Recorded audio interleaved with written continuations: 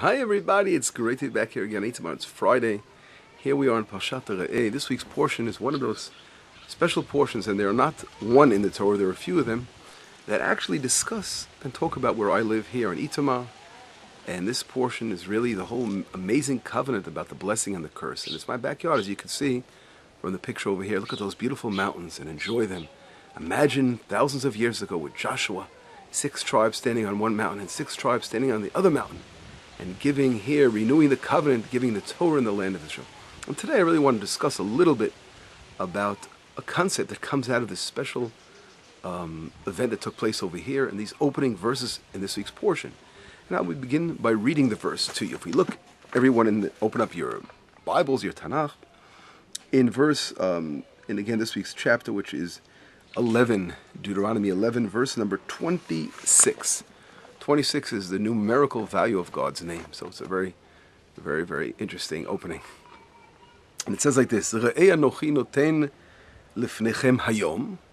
Behold, I place before you today bracha uklala, blessing and curse. Et habracha, the blessing, asher tishmeu el mitzvot Hashem, that you will follow God's words, His commandments, God your God. Asher anochi mitzavcha etchem hayom, which I command you today. V'klala im lo tishmeu el mitzvot Hashem elokechem, and the curse being that if you do not listen to God, God's commandments, v'saltem en haderech, and you will stray away from the path. Asher anochi mitzaveh etchem hayom, that I command you today. Lalechet acharei Elohim acharim asher lo yidatem, to go after false gods that I did not command you. So we see here, if we pay attention to what I just read to you, those 3 verses, and I stressed on purpose a certain word. What word did I stress? Exactly, the word today. We see something very unusual. The word today is mentioned 3 times. Look again in verse number 26. Behold, I place before you today. And then we go on to verse 27. Today, the last word of the verse again is today. And then in verse number 28, again it says today. Why did Torah mention 3 times the word today? Could easily God do with mentioning it 1 time. So there's some kind of stressing of the fact today. We have to think about today. And that's something very, very interesting. And who asked this question? The famous Malbim. Malbim is one of the commentaries on the Torah, very interesting commentary on the Torah. And as a matter of fact, he lived from 1809 and 1879. And if we look at his actual commentary on this week's portion, he opens up with this very question. Sort of hints his question. You have to be able to read his Hebrew. I don't know if I have a translation in English, but this is really what's bothering. And other commentaries as well. Also, the Midrash talks about what is this stressing of today, and he brings out a very interesting explanation, which he connects to Rabbi Yehuda Levi, the famous Rabbi Yehuda Levi, the author of the Kuzari, who lived in 1075, way back in the Middle Ages, to 1141, and the Kuzari develops a whole concept where the Malbim sort of hints to and connects it to this week's portion. I would like to focus on that, and this way we'll get a complete picture and answer to the question we opened up with.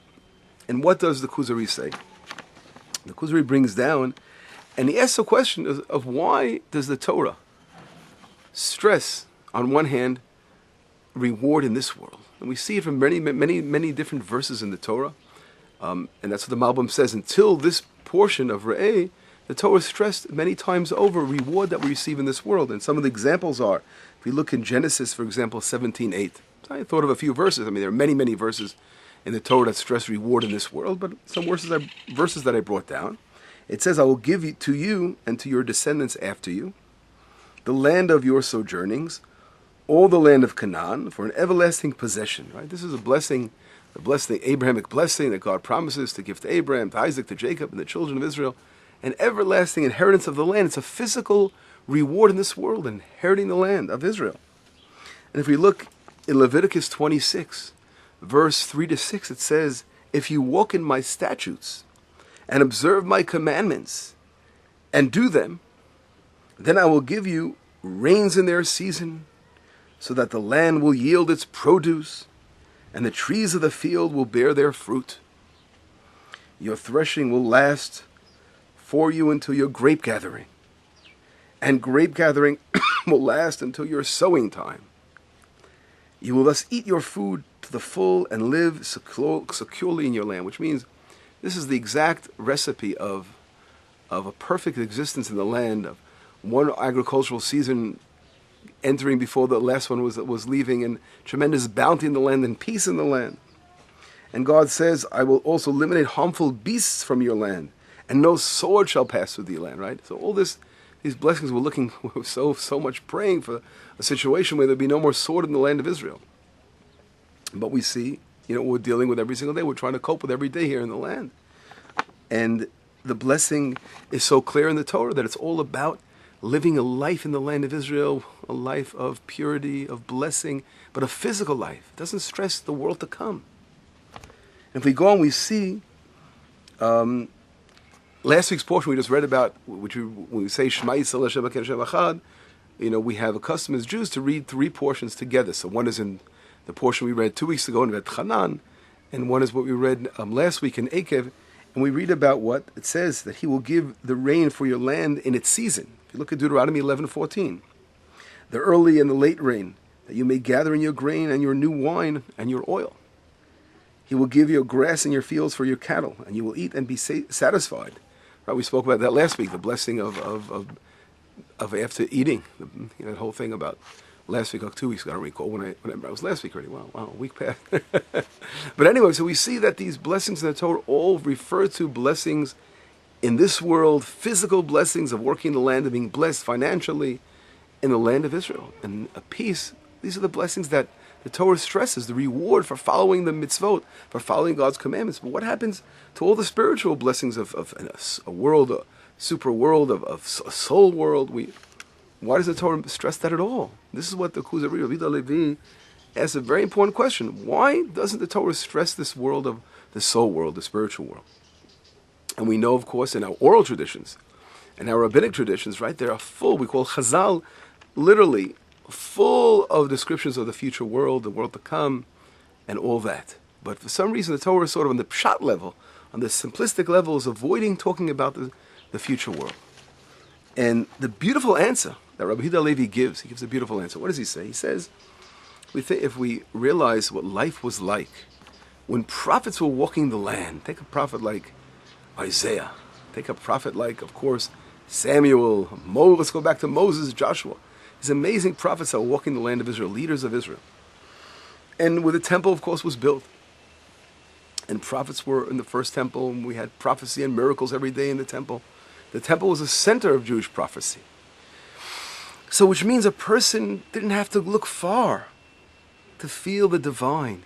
He would actually live his life of agricultural life of building the land and working the land and make a living off the ground. At the same time, he would feel the presence of the divine all around him. So it would actually be, at one time, it was like a ladder on this earth and connected to the world to come. That's exactly what Jacob's ladder was all about. He would feel both worlds in this world. And therefore, he didn't need to focus on the explaining what the world to come is all about, because he was there already, here, living a life in the land of Israel, in this world. And that was amazing. And this was all about the first temple period. But in the second temple period, unfortunately, prophecy ended. And that's really when Rav Kook discusses this later on. Rav Kook, great first chief rabbi of Israel, he lived from 1865 to 1935. And Rav Kook, he writes about one of his great works called Orot Lights. In one of his books, he talks about the difference of the first and second temple period, where the first temple period I just mentioned is where this direct connection people would feel all the time the world to come. They were living a spiritual life. They were there. They would feel that spiritual world. And he mentions the second temple. Then darkness set in. Prophecy disappeared. Prophecy stopped at that time. And there were no more miracles that we saw them in the first temple. And therefore, people had a great need to fill that vacuum, that spiritual vacuum that sort of emptied out. And in order to fulfill that spiritual vacuum, they needed something to hold on to grasp onto, to feel the spiritual world, but they couldn't do it because they didn't have prophecy. So we'd have to discuss more and mention about what the spiritual worlds were all about.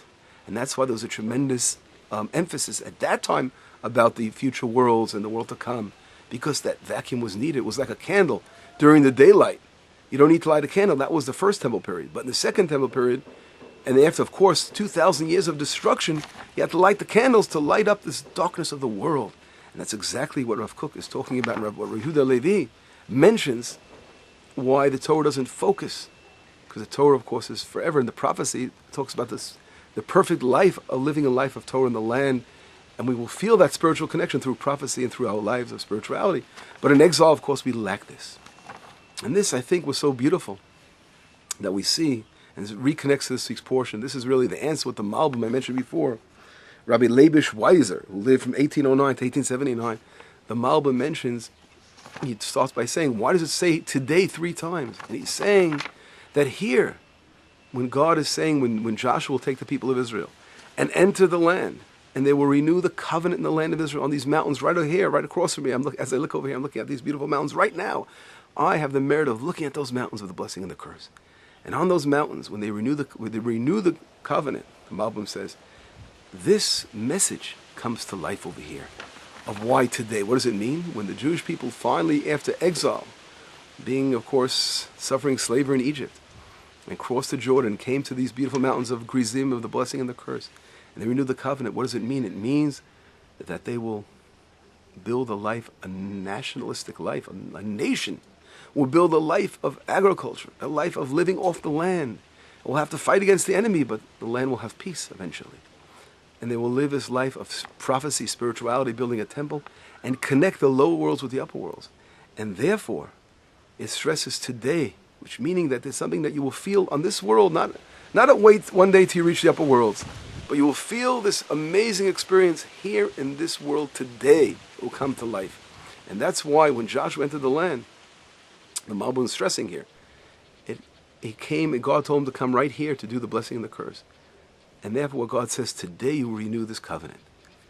And why? Because life, spiritual life and connection of God can be felt today. And that's an important message that it stresses so much today. Because this is what life is all about, entering the land of Israel. Now we know Joshua entered the land and took the people of Israel here to Itamar, right? On the blessing and the curse. When?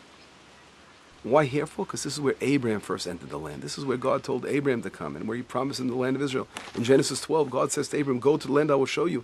And Abraham comes to the land. It says, and Abraham came to the land of Elon Moreh Shechem, which is right here, Shechem.